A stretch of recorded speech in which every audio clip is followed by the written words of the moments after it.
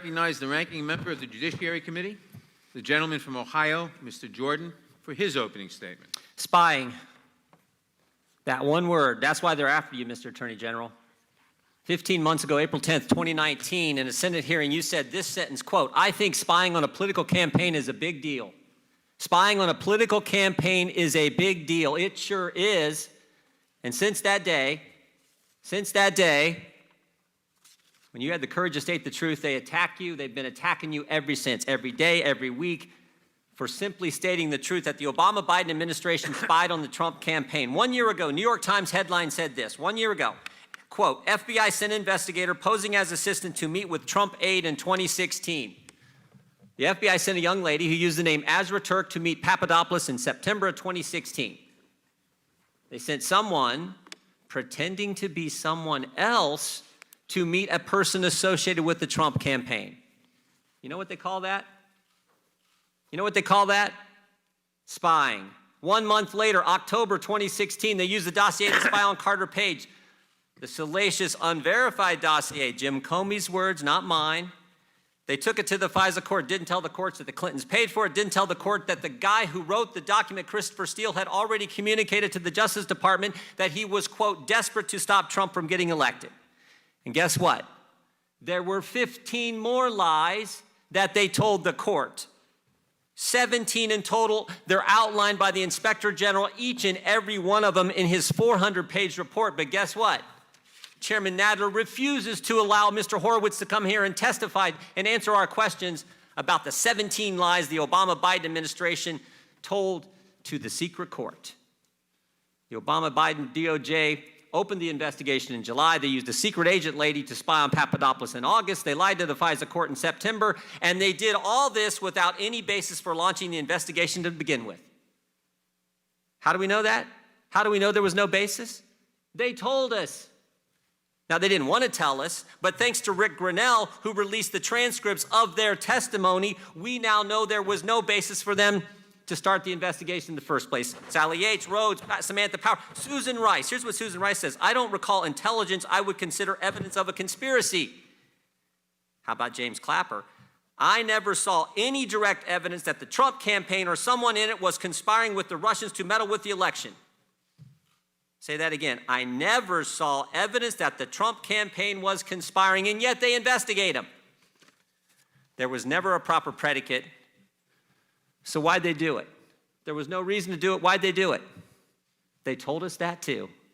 Peter Strzok, August 2016, asked, "Is Trump going to win?" What's his response? Remember, this is Peter Strzok. This is the guy who ran the investigation. No, he's not. We'll stop it. August, Peter Strzok says, "We'll stop Trump." September, they spy on Papadopoulos. October, they use the fake dossier to lie to the court. But guess what happens in November? Guess what happens in November? November 8th, 2016, the American people get in their way. 63 million of them to be exact. Now everything changes. Now the real focus is, wow, wait a minute, we didn't stop him. He won. Now what do they have to do? They have to do the cover-up. And who do they have to go after? Who's target number one in their cover-up? The former head of the Defense Intelligence Agency, the guy who's about to become National Security Advisor to the President of the United States, Michael Flynn. They can't have him hanging around because he'll figure it out. So they decide to go after Michael Flynn. 3-star general, served our country for over 3 decades. And we know they went after him because they told us that too. Bill Priestep, head of counterintelligence at the FBI, the day they interview Flynn, January 24th, 2017, his notes say what? What's our goal? To get Flynn to lie so we can prosecute him, or to get him fired? Think about what the Obama-Biden DOJ, what their administration did in the last month. The last month they were in power. January 4th, the agents investigating Flynn want to drop the case. Comey tells them no. January 5th, they have the now famous meeting in the Oval Office. Obama, Biden, Rice, Comey, all of them are in there. They're plotting their strategy, how they're going to get Flynn. January 6th, Comey goes up to Trump Tower, briefs President-elect Trump on the dossier that they already know is false, just so they can leak it to the press, and the press will write the story that they briefed the president on the dossier. And then, of course, January 24th, the day they go set up Michael Flynn in his interview. Guess what else they did? Guess what else they did between Election Day and Inauguration Day. That 2-month time, and guess what else they did? 38 people, 49 times unmasked Michael Flynn's name. Comey, Clapper, Brennan Biden, 7 people at the Treasury Department unmasked Michael Flynn's name, for goodness sake. And of course, Flynn resigns on February 13th. Flynn resigns on February 13th. Now the cover-up is complete. Flynn's gone. Everything's fine, they think, until May 9th, 2017, when President Trump fires Jim Comey. Now they got a problem again. The guy who was going to keep it all quiet, he's been fired. Now, how do they continue the cover-up? Real simple. Jim Comey leaks his memos with the express purpose of getting a special counsel appointed to investigate something they already know is not true. And that's exactly what happened. We get 2 years, 19 lawyers, 40 agents, 500 witnesses, 2,800 subpoenas, and a $30 million cost to the taxpayer, and they come back with nothing. Absolutely nothing. And so all they got left is to attack the Attorney General, who had the courage to state the truth right from the get-go, the first time he testifies after he's confirmed. And you guys attack him every day, every week, and now you filed articles of impeachment against him. It's ridiculous. He had the courage to do what no one else would do at the Justice Department. Sally Yates wouldn't call it spying. Jeff Sessions wouldn't do it. Rod Rosenstein wouldn't do it. Chris Wray sure as heck isn't going to do it. So, Mr. Attorney General, I want to thank you for having the courage to call it what it was, spying. I want to thank you for having the courage to say we're going to get the politics out of the Department of Justice that was there in the previous administration. And maybe most importantly, and we're going to talk about this in our side on questioning, I want to thank you for defending law enforcement, for pointing out what a crazy idea this defund the police policy, whatever you want to call it, is, and standing up for the rule of law. And frankly, we have a video we want to show that gets right to this point. Can we play that video, please?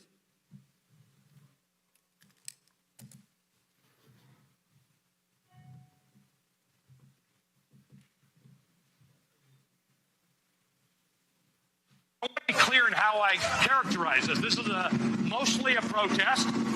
It is not generally speaking unruly. Peaceful protest. Peaceful protesters. Peaceful protest. Peaceful protest. Peaceful protest. Peaceful protest. Peaceful protest. Peaceful protest. Peaceful protest. Peaceful protest. Peaceful protest. Peaceful protest. Peaceful protest. Peaceful protest. Peaceful protest. Peaceful protest. Peaceful protesters.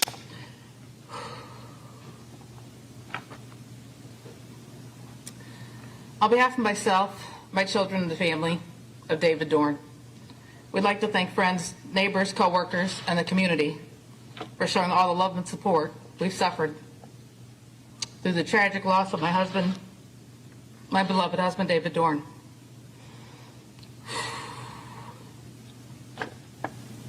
We'd also like to thank St. Louis Metropolitan Police Department for their hard work and perseverance through this investigation, as well as Circuit Attorney's Office.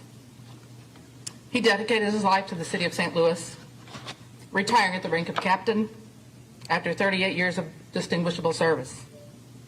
Then as a chief of Moline Acres for almost 6 years. During those years, he's touched so many lives as a friend, mentor, co-worker, and guardian. His life was senselessly taken from me, from us, by an opportunist who had no regards for human life or the law. This didn't have to happen, but it must have been God's plan for David.